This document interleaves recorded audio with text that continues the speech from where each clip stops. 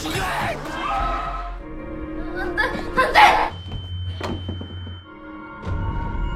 득표자 박우람 님이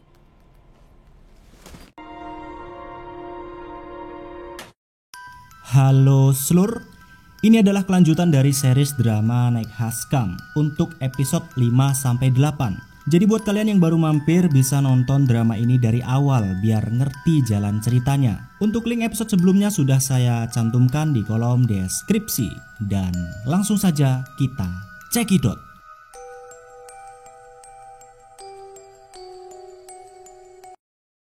Episode ini dimulai dengan Yunso yang waktu lalu tidak sengaja menemukan sebuah kantor penuh CCTV saat ia terjatuh ke sebuah ruangan. Yang sepertinya ruangan ini digunakan oleh si pencipta permainan untuk mengawasi mereka semua. Dan karena Yunso tidak kunjung kembali setelah lebih dari 5 menit, Jungwon lantas mencoba menjemputnya masuk ke dalam lorong. Namun setelah menyusuri lorong tersebut sampai ke ujung, anehnya Jungwon tidak menemukan lantai yang rusak. Ia malah mentok ke lorong buntu dan tidak bisa menemukan ruangan di mana Yunso terjatuh. 이윤서! 막혀 있다고? 아, 끝까지 갔는데 막혀 있었어. Sementara itu ketika Yunso sedang mencoba mencari jalan keluar dari sana, tidak sengaja lagi ia malah menemukan ruangan rahasia lainnya, di mana Yunso menemukan sebuah lorong yang terlihat tidak memiliki ujung dan malah seperti labirin. Namun bukannya segera pergi dari sana karena mungkin ia akan tersesat, Yunso malah dengan penasarannya terus membuka pintu satu persatu dari tempat itu, hingga pada akhirnya ia tidak sengaja masuk ke ruangan dengan bunyi telepon yang sedang berdering.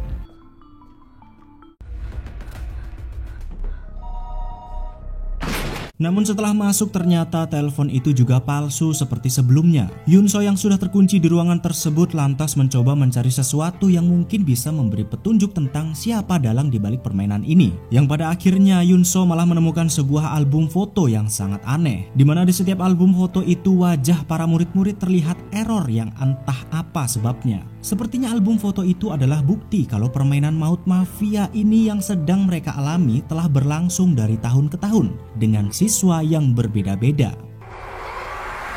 우리 학교잖아. Sementara di tempat lain, Junhee bersama Kim Somi ternyata masih mencoba membujuk dua orang lainnya untuk mau memvote Kyungjun untuk dijadikan tumbal malam ini demi menyelamatkan Wuram. Namun ternyata dua murid lainnya tidak bisa dipujuk secara baik-baik karena mereka juga memiliki dendam kepada Wuram. 아, 집에 갈 거 아니야, 진짜. 우라면 우리 친구잖아. Dan tanpa diketahui oleh orang lain, ketika Junhee mencoba menyelamatkan Wuram, ternyata Kyungjun dan kawan-kawannya sudah menculik Park Wuram untuk ia siksa agar ia mau mengaku kalau dialah sang mafianya. Tentu cara licik dan kejam ini dilakukan karena Kyungjun tidak mau dua murid lainnya memvote dirinya dan menjadikannya tumbal.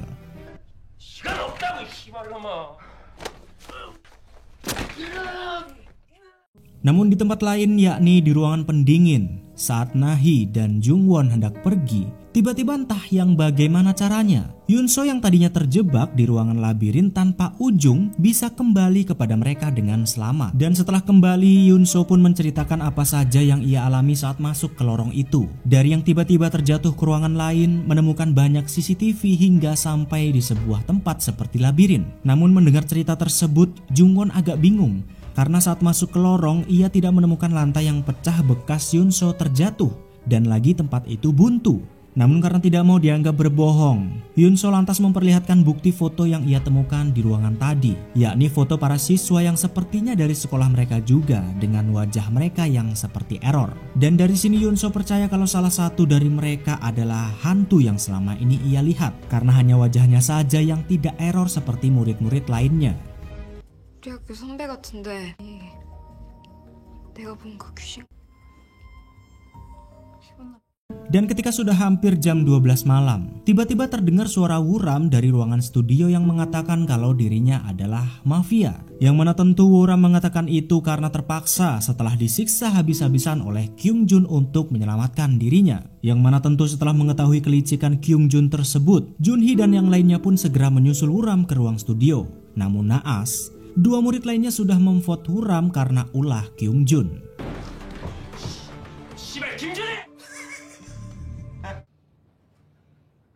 그냥 존나 내가 병신이었지. Karena tidak ingin tewas sendirian dan merasa dirinya tidak bersalah sebab dijebak oleh Kyung Jun, Wuram pun memutuskan untuk menghabisinya dengan sebuah kapak sebelum waktu habis dan ia akan dieksekusi. Namun ketika Wuram masih berusaha menghabisi Kyung Jun dengan kapak itu, tiba-tiba waktu pun sudah habis dan ia langsung tereksekusi dengan kapak yang ada di tangannya. Dan yang lebih mencengangkannya lagi, ternyata setelah Wuram dieksekusi, pengumuman pun mengatakan kalau memang benar bahwa ia adalah sang mafianya. 최다 득표자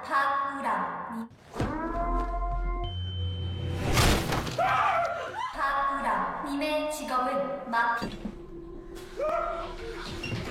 Ya, setelah Wuram tewas dengan fakta dia adalah salah satu dari mafia, semua murid-murid pun segera pergi dari tempat itu dan berusaha bersembunyi di lokasi yang berbeda-beda. Tentu mereka bersembunyi agar tidak tewas di tangan mafia lainnya saat mereka sudah tertidur. Hingga saat jam 12 malam sudah terlewati dengan satu korban Park Wuram, akhirnya semua murid-murid pun tertidur dengan sang mafia yang akan melakukan tugasnya.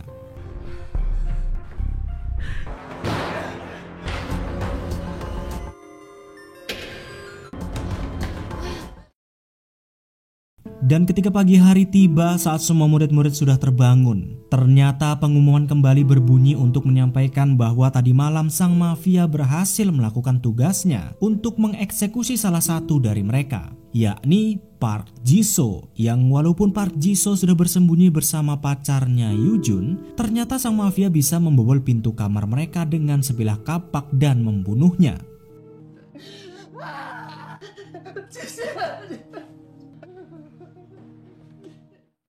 Setelah pagi hari dilewati dengan tewasnya Park Wuram dan Ji-soo, Kyung Jun lantas meminta semua murid untuk berkumpul dan memberitahukan sesuatu kepada mereka, di mana yang rupa-rupanya setelah dengan tidak sengaja berhasil menebak kalau Park Wuram adalah sang mafia, Kyung Jun mencoba memaksa mereka untuk mau mengikuti perintahnya dan memvote seseorang untuk dijadikan tumbal selanjutnya. Tentu mendengar perintah semena-menanya itu, Yun-so dan murid-murid lainnya menolak dengan mentah-mentah, hingga pada akhirnya mereka tersadar akan sesuatu tentang kematian Ji-soo, yakni saat ia tewas. Malam itu Ji-soo hanya berdua di kamar bersama Yoo-jun, yang padahal Yoo-jun bisa saja menyelamatkan Ji-soo pacarnya karena ia selama ini dicurigai sebagai dokter. Namun karena fakta Ji-soo tidak bisa diselamatkan, maka semua orang pun mengira kalau Yoo-jun adalah mafianya.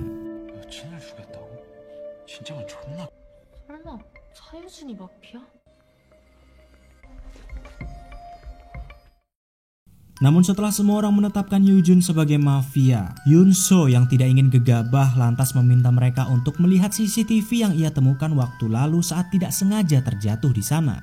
Di mana tujuan Yun-so membawa mereka adalah untuk melihat siapakah mafia sebenarnya dari CCTV tersebut. Namun ketika Jung-won mencoba memeriksanya, ternyata semua file di komputer itu sudah dihapus oleh seseorang. Dan karena hilangnya semua file tersebut, yang awalnya Yun-so ingin membantu malah menjadikannya sebagai sasaran dan mengira kalau ia adalah mafia. Alasannya cukup jelas. Karena semua murid-murid meragukan ceritanya yang tiba-tiba bisa tahu semua seluk-beluk lokasi retret dan bisa tahu di sana ada banyak CCTV. Dan yang akhirnya malah Yun-so yang harus di-vote untuk dijadikan tumbal malam ini. 야 윤서. 마피아 새끼들. 투표하였습니다. 얘들아 잠깐만. Setelah Yun-so malah di-vote untuk dijadikan tumbal selanjutnya, Jung-won sebagai sahabatnya lantas berusaha sebisa mungkin untuk bisa memulihkan beberapa rekaman untuk membuktikan kalau Yun-so bukanlah mafia. Dan di saat itu juga, Yun-so bersama Jun-hee lantas mencoba mengecek kembali jalur lorong yang ia temukan waktu lalu untuk mencari tahu. Namun ternyata benar kata Jung-won, kalau tempat itu buntu dan tidak ada bekas dinding jebol seperti yang ia alami waktu lalu. Tentu kejadian itu pun membuat Yun-so semakin bingung. 막혀 있는데.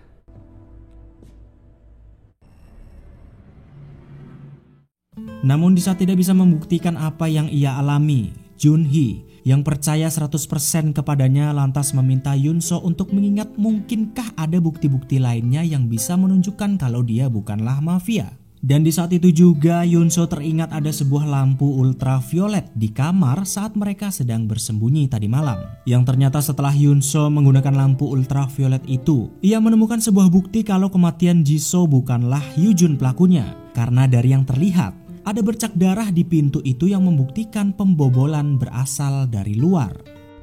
피. 그럼 이 피는 도끼에 묻어있. Dan ketika waktu menunjukkan jam 11 malam, Jungwon yang sedari pagi mengotak-atik komputernya ternyata berhasil memulihkan sebagian CCTV yang sudah dihapus. Semua murid-murid pun berkumpul untuk menyaksikan siapakah sebenarnya mafia di antara mereka. Namun ketika baru saja rekaman itu dipulihkan, tiba-tiba rekamannya error dan malah PC-nya pun ikut meledak.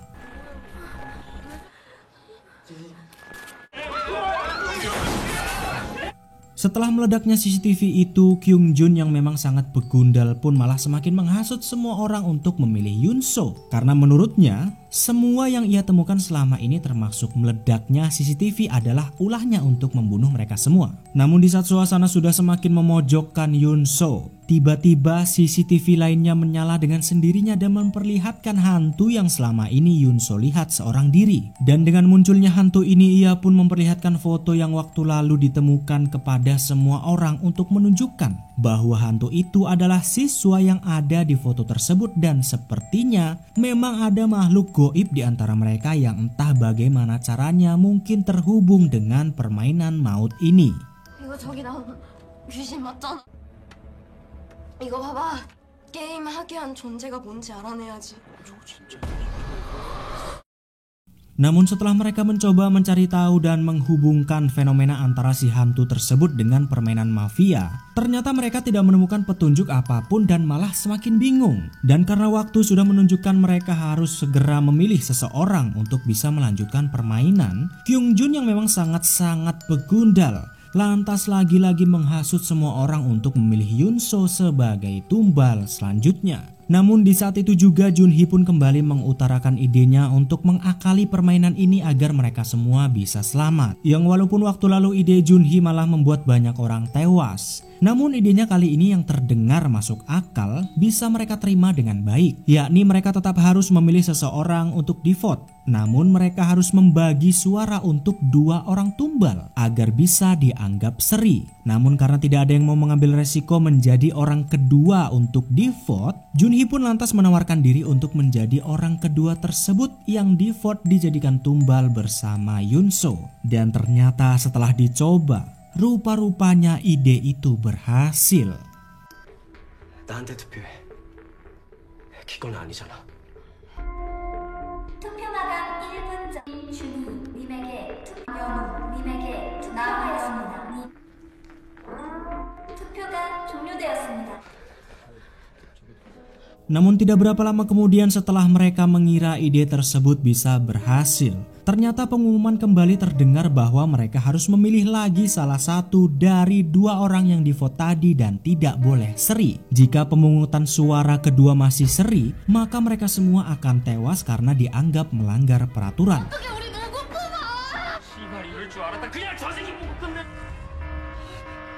Dan karena semua orang panik termasuk Yunso karena semua orang sudah membulatkan tekad untuk memilihnya, tiba-tiba Junhee menyatakan kalau dialah yang selama ini mafianya dan meminta semua orang untuk memilihnya. Entah yang dikatakan Junhee ini benar atau tidak, namun karena Junhee mengaku sebagai mafia, akhirnya ia pun dijadikan tumbal agar mereka bisa melanjutkan permainan. 나 뽑아. 저 새끼 뽑고 끝내! 미쳤어? 최다 득표자 김준.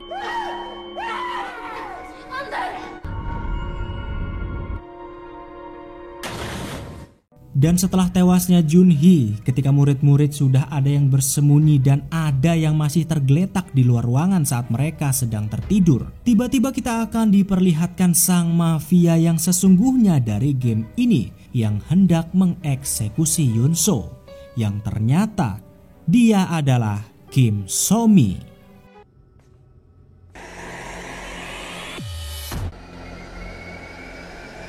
Yap, rupa-rupanya Kim So-mi ini sejak awal adalah mafia yang telah mengeksekusi semua murid saat mereka sedang tertidur. Dan di episode ini kita akan diberitahukan beberapa murid lainnya yang menjadi mafia selain Kim So-mi.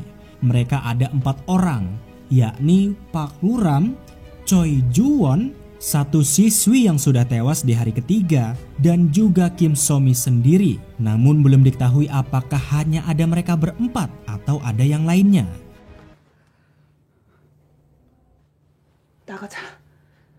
Dan rupa-rupanya mafia juga memiliki peraturan di mana mereka harus memilih 1 orang untuk dieksekusi sebelum jam 6 pagi atau mereka yang akan tewas. Dan sebab itulah pada hari pertama Choi Joo-won tewas. Karena rupa-rupanya mereka tidak bisa memilih siapa yang harus dieksekusi hingga salah satu dari mereka menjadi penggantinya.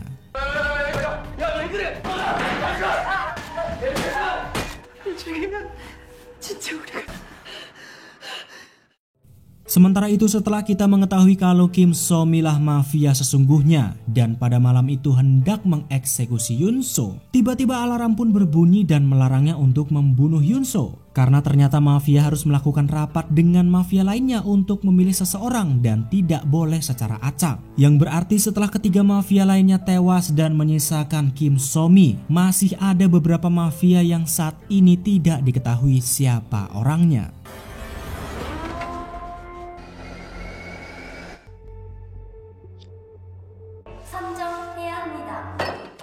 Setelah pagi hari tiba, ketika semua murid sudah terbangun, Yun-so langsung bergegas lari ke kolam renang untuk melihat Jun-hee yang saat itu sudah tewas di pangkuannya. Dengan perasaan yang amat menyesal karena tidak bisa menyatakan perasaan yang selama ini ia alami, Yun-so pun meratapi kepergian Jun-hee dengan teramat dalam. Namun setelah beberapa menit ketika mereka terbangun, tiba-tiba ada pengumuman kalau sang dokter telah menggunakan keahliannya untuk menyembuhkan seseorang dan menyelamatkan Jun-hee. Yang entah siapakah dokter itu, tapi berkat dirinya, akhirnya Jun-hee bisa dihidupkan kembali. 님이 부활했습니다. Tidak berapa lama kemudian setelah Jun-hee terselamatkan, tiba-tiba ada pengumuman kalau sang mafia tadi malam telah mengeksekusi seseorang sebagai tugas mereka, yakni Shin Sung-bin, teman Kyung-jun. Dan di saat pengumuman itu terdengar, tiba-tiba beberapa siswa memergoki Kim Jin-ha yang sedang panik mencuci pakaiannya karena banyak sekali darah di tubuhnya. Entah ini hanya kebetulan atau tidak, tapi sepertinya Kim Jin-ha inilah yang telah membunuh Sung-bin padahal ia adalah sahabatnya sendiri. 누구 피냐고? 너도 옷을 벗고 있어. 얘들아 나 진짜 아니야. Setelah semua orang meyakini Kim Jin-ha sebagai mafia yang telah membunuh Sung-bin, ia yang panik pun lantas meminta pertolongan kepada Kyung-jun untuk mau meyakinkan semua orang kalau dia hanya dijebak dan bukan mafianya. Tentu Jin-ha meminta tolong kepada Kyung-jun karena sebenarnya tidak ada alasan kenapa ia harus membunuh Sung-bin, karena mereka bertiga adalah sekawan yang sangat dekat. 네가 애들한테 나 마피아 아니라고. 알았어.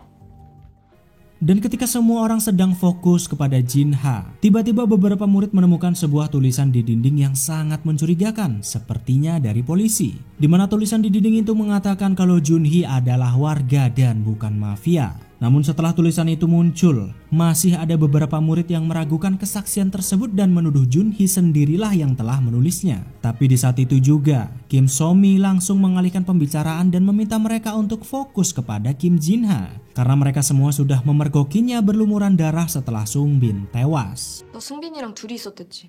이상한 거 없어. 아니라니까.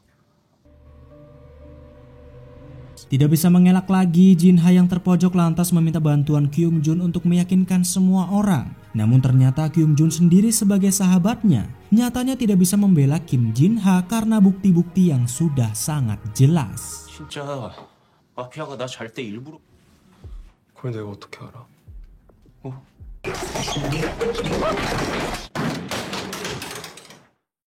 Setelah mereka selesai berdiskusi, Junhee yang teringat sesuatu saat ia menaiki bukit pun menunjukkan rekaman orang-orang yang seperti patung kepada yang lainnya. Dan ketika Yunso melihat beberapa file dari foto-foto yang ada di handycam itu, tiba-tiba ia melihat hal yang sama dengan foto yang pernah ia temukan, yakni semua wajah mereka seperti error tidak terlihat. Curiga akan sesuatu, Yunso pun lantas pergi ke ruang kantor untuk memeriksanya. Namun ketika ia sedang seorang diri di sana, tiba-tiba sosok hantu wanita itu muncul kembali dan malah memberikan sebuah kunci kepadanya untuk menemukan sebuah petunjuk.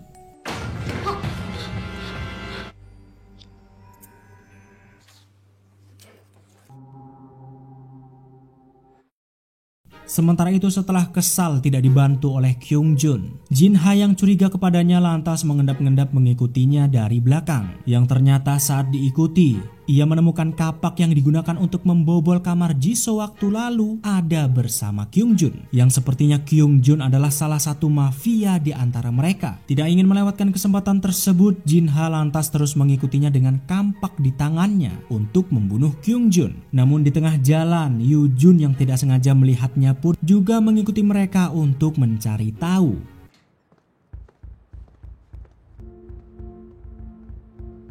Tapi ketika ia melihat Jin-ha bertengkar dengan Kyung-jun karena bukti-bukti bahwa mereka mungkin adalah mafianya yang telah membunuh pacar Jisoo dan juga Sungbin, saat hendak merekam kejadian itu, naasnya ia malah kepergok dan tertangkap oleh mereka berdua.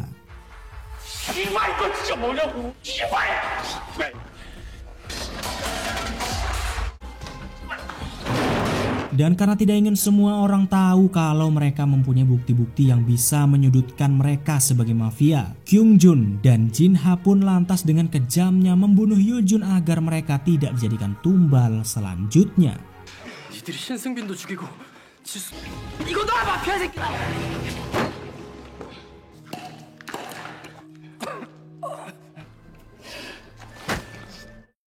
Dan setelah tewasnya Yoo-jun, kita pun akan mengetahui kalau sebenarnya ia adalah seorang dokter yang waktu lalu menyelamatkan Junhee dari kematian. Dan bahkan setiap kali ada yang diselamatkan sebenarnya dialah orangnya. Namun ketika pacarnya Jisoo tewas, ia tidak bisa menyelamatkannya karena ada jeda waktu 48 jam untuk bisa menggunakan keahliannya kembali. Dan alasan Yoo-jun menyelamatkan Junhee adalah karena waktu lalu ia melihat Yunso dan Junhee yang sepertinya saling menyayangi satu sama lain. Dan ia pun tidak ingin mereka berdua berpisah seperti dirinya dengan Jisoo.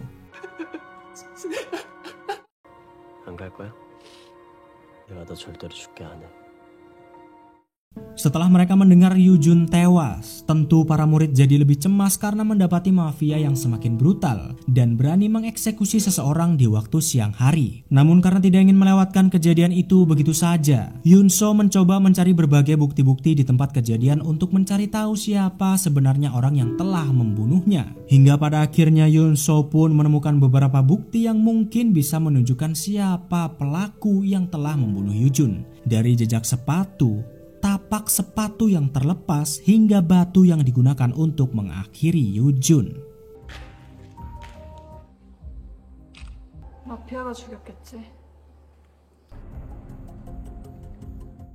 Tidak berapa lama kemudian saat Yoo-jun baru tewas, tiba-tiba beberapa murid menemukan sesuatu yang mengejutkan di sebuah dinding, yakni sebuah tulisan yang mengatakan kalau Junhee dan Jin Da-bum adalah mafianya. Tentu pernyataan itu pun membuat semua orang bingung, karena tadi pagi mereka baru saja menemukan tulisan kalau Junhee adalah warga. Dan di saat tulisan itu muncul, Kyung-jun pun memanfaatkan kesempatan tersebut untuk kembali menghasut semua orang untuk memvote Junhee agar dijadikan tumbal. Namun ketika semua orang hampir terhasut, tiba-tiba Yunso mengatakan kalau dia tahu siapa orang yang telah membunuh Yoo-jun.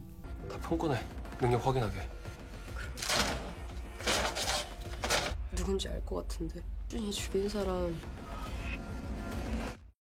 Dan untuk membuktikan perkataannya, Yunso lantas memberitahukan bukti-bukti yang sudah ia dapat di gudang tempat Yoo-jun tewas. Yang mana Yunso menunjukkan kalau ada jejak sepatu basket di gudang tersebut dan tentu mereka mengetahui siapa siswa yang selalu mengenakan sepatu basket. Ditambah lagi bukti konkret tapak sepatu yang terlepas yang ia temukan benar-benar akan menunjukkan siapakah pelaku sebenarnya, yakni antara Kyung-jun dan juga Kim Jin-ha.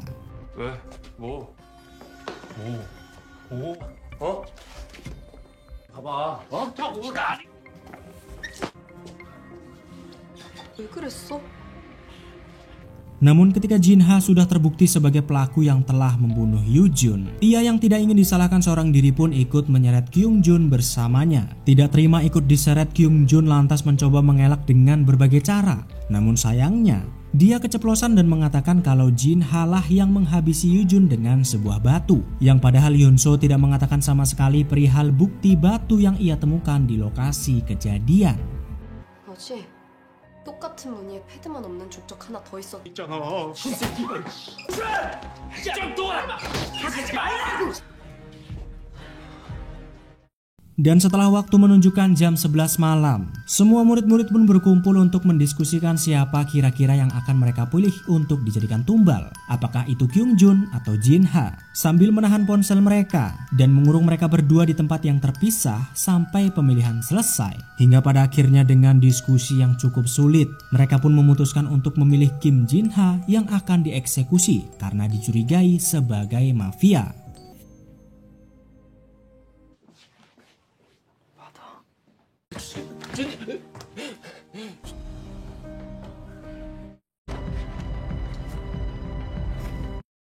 Sementara itu Jin Da-bum, Choi Mina bersama Kim So-mi lantas bekerja sama untuk merebut kunci yang dimiliki oleh Kyung-jun dan ditukar dengan ponselnya yang mereka sembunyikan. Tentu pertukaran itu tidak bisa Kyung-jun hindari karena apabila ia tidak segera memilih dengan ponselnya, maka ia akan tewas karena dianggap melanggar peraturan. Dan setelah Jin Da-bum mendapatkan kunci tersebut, ternyata semua itu hanyalah akal-akalan mereka untuk menjebak Kyung-jun dan menguncinya di sebuah ruangan.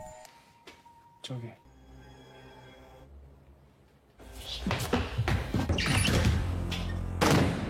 진하, 님의 직업은 시민입니다. Namun setelah jam 12 malam tiba dan waktunya bagi semua murid-murid untuk tertidur, tiba-tiba Jin Da-bum yang selama ini terlihat cupu dan selalu dibully oleh Kyung-jun, ia lantas mendatanginya dengan penuh tawa jahat seperti merasa senang karena akhirnya ia bisa membalas dendam. Yang ternyata rupa-rupanya selain Kim So-mi yang tersisa, Jin Da-bum selama ini adalah salah satu mafia yang tersisa di antara mereka. 진다한테 당하니까 기분이 어때? 아주 족같지.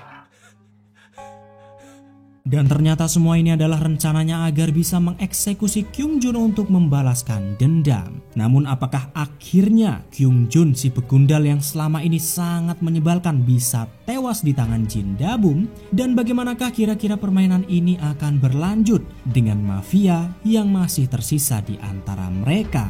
Mari kita cari tahu di episode selanjutnya.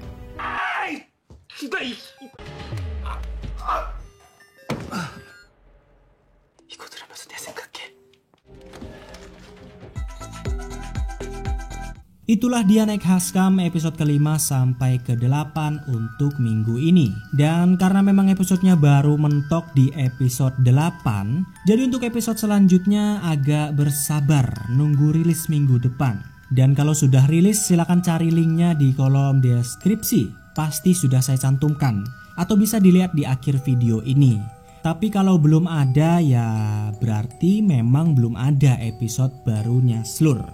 Ya sudah segitu aja dulu. Buat kalian yang masih penasaran dengan kelanjutannya dan tentang teka-teki siapakah sebenarnya si pembuat permainan maut ini, silakan disubrek dulu Slur, biar nggak ketinggalan infonya. Dan cukup sekian rangkuman kali ini. Sampai jumpa di episode selanjutnya. Arigatou gozaimashita dan ciao.